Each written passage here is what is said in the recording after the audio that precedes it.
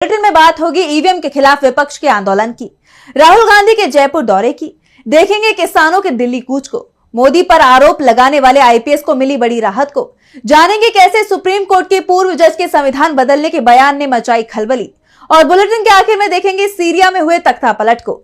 लेकिन दिन भर की तमाम बड़ी खबरों से पहले एक नजर आज की सुर्खियों पर। बिहार में बीपीएससी परीक्षा पर नहीं थम रहा विवाद। आरजेडी नेता तेजस्वी यादव ने सीएम नीतीश कुमार पर साधा निशाना, बोले बिहार में लाठी डंडे वाली सरकार, होश में नहीं है सीएम। आम आदमी पार्टी ने सफेद झाड़ू के चुनाव चिन्ह को बदलकर किया काला, केजरीवाल ने बताई वजह, कहा बुरी नजर से बचने के लिए बदला चुनाव चिन्ह। तेलंगाना में कांग्रेस सरकार का 1 साल पूरा, सीएम रेवंत रेड्डी ने 1 साल में सरकार की प्रमुख उपलब्धियों पर जताई खुशी, कहा हमने 1 साल में रिकॉर्ड सरकारी नौकरियां दी है। वर्ल्ड चेस चैंपियनशिप में भारतीय ग्रैंड मास्टर डी गुकेश ने 11वीं बाजी में विश्व शतरंज चैंपियन डिंग लिरेन को दी मात, 6-5 से बनाई बढ़त। सबसे पहले 7.5 अंक वाला खिलाड़ी बनेगा विश्व शतरंज चैंपियन। ये तो थे सुर्खियां, अब बात आज की सबसे बड़ी खबर की। महाराष्ट्र चुनाव के बाद ईवीएम को लेकर मचा बवाल अब और तेज हो गया है। एनसीपी चीफ उस गांव में पहुंच गए जहां ईवीएम में धांधली की बात कही जा रही है। एनसीपी एसपी विधायक ने तो यहां तक कह दिया है कि मैं जीत गया हूं, लेकिन ईवीएम पर बिल्कुल भरोसा नहीं है। तो शरद पवार ने भी ईवीएम पर सवाल खड़े कर दिए हैं। तो क्या है पूरा मामला, देखिए इस रिपोर्ट में। महाराष्ट्र चुनाव के नतीजों पर अब NCP SP chief Sharad Pawar ने सवाल उठा दिए हैं। पवार सोलापुर जिले के मरकड़वाड़ी गांव में पहुंचे थे, जहां विधानसभा चुनावों के परिणाम के खिलाफ ईवीएम विरोध प्रदर्शन चल रहा है। पवार ने ग्रामीणों से मुलाकात करने के बाद कहा, यहाँ आने से पहले मैंने सुना था कि यहाँ के लोगों पर मामला दर्ज किया गया था, क्योंकि उन्होंने अलग रुख अपनाया था कि आप बैलेट से चुनाव कराना चाहते हैं, क्योंकि आपको नतीजों पर भरोसा नहीं था। ये आश्चर्यजनक है। शरद पवार ने ईवीएम और लोगों की शिकायतों को लेकर कहा कि आपने जो भी शिकायतें मुझे सौंपी हैं, हम उन्हें चुनाव आयोग और राज्य के सीएम को भेजेंगे और एक प्रस्ताव लाएंगे कि हम ईवीएम पर चुनाव नहीं चाहते हैं, ये बैलेट से होना चाहिए। अमेरिका, इंग्लैंड और कई यूरोपीय देश ईवीएम पर नहीं बल्कि मतपत्रों पर चुनाव करा रहे हैं। जब पूरी दुनिया में मतपत्रों पर चुनाव हो रहे हैं तो हम क्यों नहीं।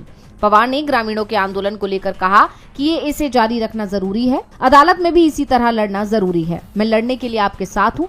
निर्वाचन क्षेत्र की सभी तहसील से ईवीएम हटाएं और संकल्प लें कि अगला चुनाव मतपत्र पर हो। यही नहीं, पवार ने ग्रामीणों को आश्वासन दिया कि हम उनकी आवाज संसद में भी उठाएंगे। इस आंदोलन पर प्रधानमंत्री और केंद्रीय चुनाव आयोग से चर्चा करेंगे। दूसरी तरफ मालशराज सीट से एनसीपी विधायक उत्तम राव जानकर ने कहा कि जब काउंटिंग के दौरान मरकड़वाड़ी की ईवीएम की गिनती हुई तो मैंने उसी समय वीवीपैट काउंटिंग की मांग की, लेकिन प्रशासन ने कहा कि अभी काउंटिंग चल रही है, ये नहीं हो सकता। नतीजे के बाद ग्रामीणों ने सवाल किया कि ये कैसी वोटिंग है जिसमें वोट किसी को दो और जीत कोई और जाता है। जांगर ने कहा कि मारकड़वाड़ी के 1400 लोग शपथ पत्र देने को तैयार हैं कि उन्होंने एनसीपी एसपी को वोट दिया था। आपको बता दें कि मारकड़वाड़ी में 1904 वोट डाले गए थे, जिसमें से एनसीपी एसपी के उत्तम राव जांगर को 843 वोट मिले, तो वहीं बीजेपी के राम सातपुते को 1003 वोट मिले। और इस नतीजे के बाद से ही मारकड़वाड़ी में आंदोलन चल रहा है। विपक्ष ईवीएम के खिलाफ मुहिम तेज करने की तैयारी में है, जिससे बीजेपी की मुश्किलें बढ़ सकती हैं। तो राहुल गांधी भी सरकार की मुश्किलें बढ़ाते नजर आ रहे हैं। कांग्रेस सांसद राहुल गांधी अक्सर ही लोगों को चौंकाते नजर आते हैं, अचानक ही वो कहीं भी पहुंच जाते हैं। इसी कड़ी में राहुल गांधी जयपुर पहुंचे, जहां उन्होंने कांग्रेस के संगम कार्यक्रम में शिरकत की। तो किन मायनों में राहुल का ये दौरा रहा खास, जानने के लिए देखिए रिपोर्ट। कांग्रेस नेता राहुल गांधी आज अचानक राजस्थान पहुंचे। यहाँ उन्होंने खेड़ापति बालाजी सामोद में पार्टी के ट्रेनिंग कैंप नेतृत्व संगम में हिस्सा लिया। इस कैंप में अलग अलग राज्यों के डेलीगेट्स ने हिस्सा लिया। कांग्रेस के इन ट्रेनिंग कैंपों में कार्यकर्ताओं को पार्टी की मूल विचारधारा के बारे में ट्रेनिंग दी जाती है। इन कैंपों में चरखा चलाने के साथ कई तरह की एक्टिविटी करवाई जाती है। मुख्य फोकस गांधीवाद और कांग्रेस की विचारधारा पर रहता है। कांग्रेस ट्रेनिंग सेल लगाकर कैंप लगाती है। राहुल गांधी ट्रेनिंग कैंप में शामिल हुए और वापस दिल्ली लौट गए। इस कैंप को लेकर उन्होंने किसी तरह की जानकारी नहीं दी। दूसरी तरफ राहुल के राजस्थान दौरे को लेकर पूर्व सीएम अशोक गहलोत ने कहा कि इन शिविरों का उद्देश्य आने वाली पीढ़ियों को व्यक्तिगत नहीं बल्कि वैचारिक रूप से राजनीति करने के लिए तैयार करना है। वर्धा के सेवाग्राम आश्रम में नियमित प्रशिक्षण शिविर आयोजित किए जाते हैं। उसी तरह से अलग अलग राज्यों में भी शिविर आयोजित किए जाते हैं। नई पीढ़ी को गांधी या स्वतंत्रता आंदोलन के बारे में जानकारी देना और उन्हें प्रशिक्षित करना। राहुल गांधी भी कहते हैं कि राजनीति में हमारी लड़ाई व्यक्तिगत नहीं बल्कि वैचारिक है। इसलिए उसी के अनुसार प्रशिक्षण शिविर आयोजित किए जा रहे हैं, जिसमें आने वाली पीढ़ी हमारी पार्टी की विचारधारा, सिद्धांतों, कार्यक्रमों को जानकर राजनीति कर सके। गहलोत ने कहा कि इस कांग्रेस के संगम नेतृत्व कार्यक्रम को मैं क्रांतिकारी कार्यक्रम मानता हूं। दुर्भाग्य से लोकतांत्रिक मूल्य खत्म हो रहे हैं। मुझे लगता है कि जिस तरह का माहौल बन गया है उससे लोग डरे हुए हैं। राहुल के जयपुर पहुंचने से बीजेपी परेशान दिखाई दे रही है, तो किसानों ने भी बीजेपी सरकार की परेशानी को बढ़ा दिया है। हरियाणा पंजाब के बॉर्डर पर डेरा डाले हुए किसान फिर से दिल्ली चलो का ऐलान कर चुके हैं। 101 किसानों का जत्था शंभू बॉर्डर से दिल्ली की ओर बढ़ा। इस दौरान पुलिस की तरफ से किसानों को रोकने के लिए पुख्ता इंतजाम किए गए। इस दौरान पुलिस और किसानों में बहस भी देखने को मिली। तो क्या कुछ हुआ इस दौरान, देखिए इस रिपोर्ट में। हरियाणा पंजाब के शंभू बॉर्डर पर बड़ी हलचल देखने को मिली। एक तरफ जहां 101 किसानों का जत्था दिल्ली की तरफ कूच कर रहा था, तो दूसरी तरफ वहां पर भारी पुलिस बल को तैनात किया गया। पुलिस ने उन्हें रोकने की पूरी कोशिश की। इस दौरान पुलिस और किसानों के बीच बहस भी हो गई। हरियाणा पुलिस ने किसानों से दिल्ली जाने का परमिशन लेटर मांगा। उन्होंने कहा कि बिना परमिशन के वो दिल्ली नहीं जा सकते, लेकिन किसानों ने साफ कह दिया कि उन्हें दिल्ली जाने के लिए किसी की परमिशन की जरूरत नहीं है और वो पैदल जा रहे हैं। किसान जब आगे बढ़े तो हरियाणा पुलिस ने आंसू गैस के गोले छोड़े।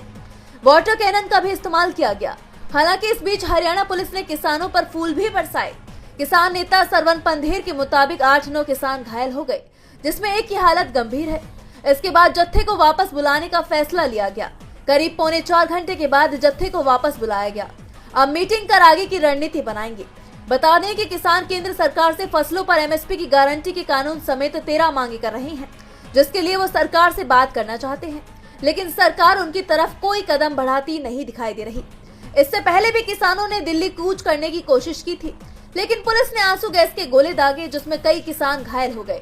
इसके बाद पंधेर ने किसानों को वापस बुला लिया। किसानों का ये मामला अब सुप्रीम कोर्ट पहुंच गया है। अब ऐसे में ये देखना होगा कि कोर्ट इस पर क्या फैसला सुनाता है। किसानों के मुद्दे पर मोदी सरकार मुश्किल में फंसती दिखाई दे रही है, तो गुजरात में पीएम मोदी पर बड़ा आरोप लगाने वाले आईपीएस अधिकारी को बड़ी राहत मिल गई है। आईपीएस अधिकारी संजीव भट्ट को पोरबंदर की कोर्ट ने बरी कर दिया है। संजीव भट्ट का नाम 2002 के गोधरा मामले से जुड़ा हुआ है। संजीव भट्ट ने ही तत्कालीन सीएम नरेंद्र मोदी की गोधरा मामले में भूमिका होने पर सवाल खड़े किए थे। तो क्या है पूरा मामला, जानने के लिए देखिए रिपोर्ट। गुजरात की एक कोर्ट ने पूर्व आईपीएस अधिकारी संजीव भट्ट को 1997 के कस्टडी में टॉर्चर करने के मामले में बरी कर दिया है। दरअसल 1994 के आर्म्स बरामदगी मामले के 22 आरोपियों में से एक आरोपी नारायण यादव ने 1997 में मजिस्ट्रेट कोर्ट में भट्ट के खिलाफ शिकायत दर्ज की थी। शिकायत में कहा गया था कि उसे पुलिस कस्टडी में संजीव भट्ट और कांस्टेबल ने टाडा और आर्म्स एक्ट के मामले में कबूलनामा करने के लिए शारीरिक और मानसिक तौर पर टॉर्चर किया था। हालांकि इस मामले में बरी होने के बावजूद संजीव भट्ट फिलहाल जेल से बाहर नहीं आ पाएंगे, क्योंकि वो 1990 के एक और मामले में उम्र कैद की सजा काट रहे हैं। बता दें कि भट्ट तब सुर्खियों में आए थे जब उन्होंने 2002 के गुजरात मामले में तत्कालीन सीएम नरेंद्र मोदी की भूमिका का आरोप लगाते हुए सुप्रीम कोर्ट में एक हलफनामा दायर किया था। बाद में एसआईटी ने इन आरोपों को खारिज कर दिया था। बताते चले कि संजीव भट्ट दिसंबर 1999 से सितंबर 2002 तक गांधीनगर में स्टेट इंटेलिजेंस ब्यूरो में डिप्टी कमिश्नर के पद पर थे। जब गोधरा मामला हुआ उस वक्त वो तत्कालीन सीएम नरेंद्र मोदी की सुरक्षा की जिम्मेदारी भी संभाल रहे थे। गोधरा मामले के बाद पूरे गुजरात में व्यापक हिंसा भड़क उठी थी। सितंबर 2002 में राष्ट्रीय अल्पसंख्यक आयोग को मोदी के भाषण की रिकॉर्डिंग देने के आरोप में भट्ट का ट्रांसफर कर दिया गया था। पीएम मोदी पर आरोप लगाने वाले आईपीएस अधिकारी को कोर्ट ने बरी कर दिया है। कोर्ट का ये फैसला सुर्खियों में है। तो वहीं सुप्रीम कोर्ट के पूर्व जज के बयान को लेकर भी चर्चा तेज है। पूर्व जस्टिस रोहिंटन नरीमन ने आरक्षण पर मोदी सरकार के फैसले से संविधान बदलने की बात कही है। उन्होंने कहा कि संविधान को सिर के बल पलट दिया गया, जिसके बाद मोदी सरकार सवालों के घेरे में आ गई है। तो क्या है पूरा मामला, देखिए इस रिपोर्ट में। मोदी सरकार का एक और फैसला सवालों से घिर गया है। इस बार सवाल सुप्रीम कोर्ट के पूर्व जज ने उठाए हैं। पूर्व जस्टिस रोहिंटन नरीमन ने आर्थिक रूप से कमजोर वर्गों यानी ईडब्ल्यूएस कैटेगरी के लिए दिए जा रहे 10% के आरक्षण को लेकर बड़ा बयान दिया है। उन्होंने कहा कि संविधान में 103वें संशोधन के जरिए आर्थिक रूप से कमजोर वर्गों के लिए 10% आरक्षण लागू करना संविधान को उलटने जैसा है। उन्होंने कहा कि इस संशोधन ने जो भी हासिल किया है वो संविधान के उलटने से कम नहीं है। संविधान निर्माताओं ने कुछ समुदायों के प्रति ऐतिहासिक गलतियों के कारण पैदा हुई सामाजिक असमानताओं को कम करने के लिए आरक्षण की परिकल्पना की थी, लेकिन इसके लिए उन्होंने कभी भी आर्थिक मानदंड के बारे में सोचा भी नहीं था। इसके साथ ही जस्टिस नरीमन ने 2022 में ईडब्ल्यूएस आरक्षण को चुनौती देने वाली याचिका पर सुनवाई करते हुए इस आरक्षण को बरकरार रखने के लिए सुप्रीम कोर्ट की भी कड़ी निंदा की। उन्होंने ईडब्ल्यूएस आरक्षण को संविधान के अनुच्छेद 46 के ठीक विपरीत बताया। जस्टिस नरीमन ने कहा कि संविधान का अनुच्छेद 46 राज्य को अनुसूचित जातियों एससी, अनुसूचित जनजातियों एसटी और अन्य कमजोर वर्गों के शैक्षिक और आर्थिक हितों को बढ़ावा देने का अधिकार देता है, लेकिन यह अनुच्छेद आर्थिक मानदंडों के आधार पर वर्गीकरण को बिल्कुल भी सही नहीं ठहराता। इसके अंतिम भाग को सभी 5 न्यायाधीशों ने पूरी तरह से नजरअंदाज कर दिया है। उन्होंने तर्क दिया कि ईडब्ल्यूएस कोटे में ऊंची जाति के हिंदुओं, मुसलमानों और ईसाइयों को आरक्षण की इजाजत दी गई है, जबकि उन्हें कभी भी ऐतिहासिक रूप से कोई नुकसान नहीं हुआ, और आप उन सभी को बाहर कर देते हैं जिन्हें शामिल करने की जरूरत है, जैसे एससी, एसटी, ओबीसी। पूर्व जज ने दुख जताते हुए कहा कि ईडब्ल्यूएस ने सबको पूरी तरह से नजरअंदाज कर दिया और अब एक संवैधानिक संशोधन जिसने संविधान को पूरी तरह से बदल दिया है। सुप्रीम कोर्ट के पूर्व जस्टिस के बयान ने मोदी सरकार की मुश्किलें बढ़ा दी हैं। सवाल ये उठ रहे हैं कि क्या यह आरक्षण बरकरार रहेगा या एक बार फिर मोदी सरकार बैकफुट पर आ सकती है। पूर्व जस्टिस के बयान से हड़कंप मच गया है। सवाल मोदी सरकार के फैसले पर उठ रहे हैं तो उद्योगपति गौतम अदानी को लेकर भी मोदी सरकार घिरती दिखाई दे रही है। अदानी का नाम कई आरोपों से घिरा हुआ है, यहाँ तक कि अमेरिकी अदालत ने उनके खिलाफ अरेस्ट वारंट भी जारी कर दिया है। लेकिन बीजेपी इन पर अपनी जवाबदेही से बचते हुए राहुल गांधी पर ही सवाल उठा रही है और अब अमेरिका ने बीजेपी के सभी दावों को खारिज कर दिया है। देखिए रिपोर्ट। उद्योगपति गौतम अदानी को लेकर बीजेपी और अमेरिका आमने सामने नजर आ रहे हैं। कुछ दिनों पहले अमेरिकी उद्योगपति और मीडिया संगठन पर बीजेपी ने आरोप लगाए थे और अब अमेरिका ने बीजेपी के सभी आरोपों को सिरे से खारिज कर दिया है। अमेरिकी दूतावास के एक प्रवक्ता ने बीजेपी के आरोपों को निराशाजनक बताते हुए कहा कि अमेरिका की सरकार हमेशा से ही दुनिया भर में स्वतंत्र मीडिया की वकालत करती रही है। अमेरिकी सरकार स्वतंत्र संस्थाओं के साथ मिलकर पत्रकारों के पेशेवर विकास और प्रशिक्षण को बढ़ावा देने वाली योजनाओं पर काम करती है, लेकिन इन योजनाओं का मकसद इन संस्थाओं के संपादकीय फैसलों को प्रभावित करना नहीं है। दरअसल 3 दिन पहले बीजेपी प्रवक्ता संबित पात्रा ने एक प्रेस कॉन्फ्रेंस को संबोधित करते हुए मीडिया संगठन OCCRP यानी organised crime and corruption reporting project और कांग्रेस सांसद राहुल गांधी पर एक साथ मिलकर भारत की छवि को नुकसान पहुंचाने की साजिश करने का आरोप लगाया था। संसद में भी बीजेपी सांसद निशिकांत दुबे ने राहुल गांधी और हंगेरियन अमेरिकी व्यवसायी जॉर्ज सोरोस के बीच संबंध का दावा किया। उन्होंने कहा कि कांग्रेस के OCCRP के साथ संबंध है। OCCRP को अपना सारा पैसा अमेरिकी सरकार और जॉर्ज सोरोस से मिल रहा है, जिस पर काफी विवाद हुआ। कांग्रेस ने साफ तौर पर इन सभी आरोपों से इनकार किया और साथ ही निशिकांत दुबे से माफी की भी मांग की।